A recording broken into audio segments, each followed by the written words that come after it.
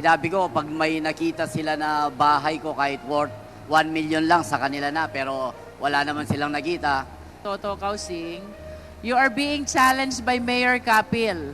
Condotel, luxury car, armored vehicle, just like what you are saying today.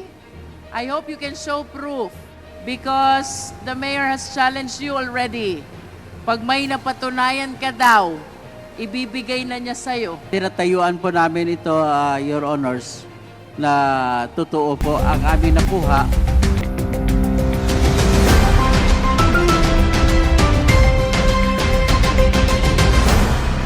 There are a lot of public official that you have mentioned.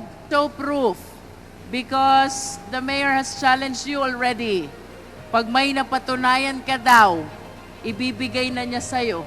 Yes, Your Honor, yun po yung sinasabi nila. Pero yung condominium po, nakatayo na. Before pa po ako nag-mayor, they insisted na sa akin daw po yun. Kaya wala pong katotohanan yun, Your Honor.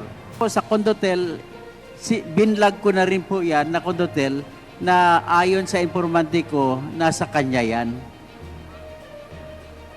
Kaya tinatayuan po namin ito, Your Honors, na totoo po ang aming nakuha na kinwento ng aming tinatawag na informante.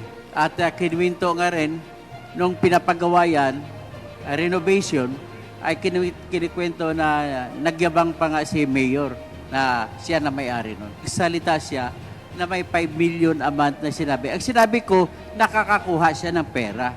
At ang basihan ko po, Mr. Chairman, ay yung statement nila na binigay sa Senate na 10,000 lamang po kada taon ang kinukuha nila na property tax o real property tax o di ka amilyar mula sa mga property ng Pogo. So if that is so, ang tinatago na pera mula sana sa property tax at saka sa business taxes ay umaabot mahigit 12 billion. Yun na po ang sinabi ko po. Okay, Mr.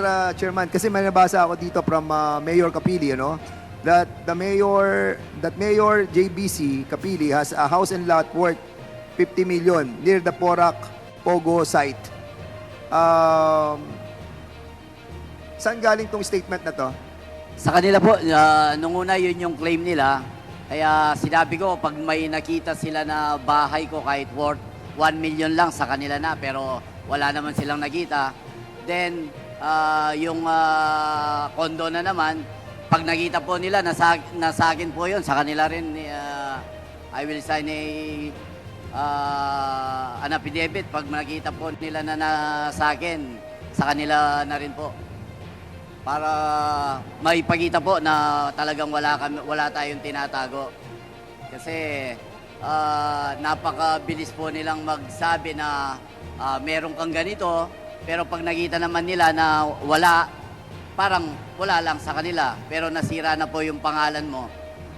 Una, sabi nila, sa akin daw yung lupa ng Pogo. Nung nakita naman na hindi sa akin, hindi man sila nag-apologize.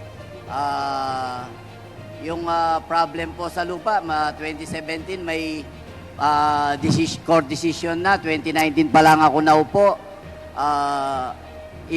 Kine-claim din na ako yung kasabwat doon, 2019 pa lang po ako naupo. Siyempre, I have to protect my leadership then as the mayor, na hindi po pwede na sirain mo na lang ang isang tao without any proof. Mr. Chairman, mga sinabi ko rin sa vlogging ko na yung dalawang kondo, yun ang tinuturo nun sa 50 million na estimate.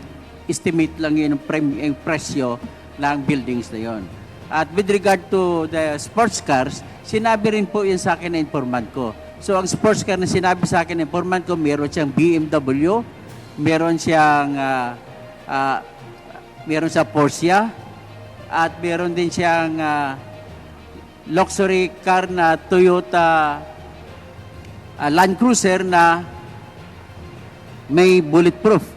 So yan po ang aking mga sinabi sa akin, informante ko. Well, if he denies it, then that is also his right to deny. Pero sa amin naman po, bilang vlogger, ay umaasa kami sa mga informante na nagbibigay po sa amin ng information at binabase ko rin sa katotohanan pagkatapos ko manood sa mga Senate hearings na kung saan ay maraming butas ang kanyang mga kinikwento. So kapani-paniwala po ang binigay sa akin ng aking informante. Ganun lamang po, Your Honor. Mr. Chair, Yes. I wish to invite the attention of Toto Kausing. You are being challenged by Mayor Kapil. Condotel, luxury car, armored vehicle, just like what you are saying today. I hope you can show proof because the mayor has challenged you already. Pag may napatunayan ka daw, ibibigay na niya sa'yo. This is an inquiry in aid of legislation. We do not allow hearsay evidence. We do not allow testimony if the declarant has no personal knowledge. So until and unless Toto Kausing has personal knowledge of all the accusations against Mayor Kapil, I think we need to come up with a resolution on whether to allow him to continue attending our hearing.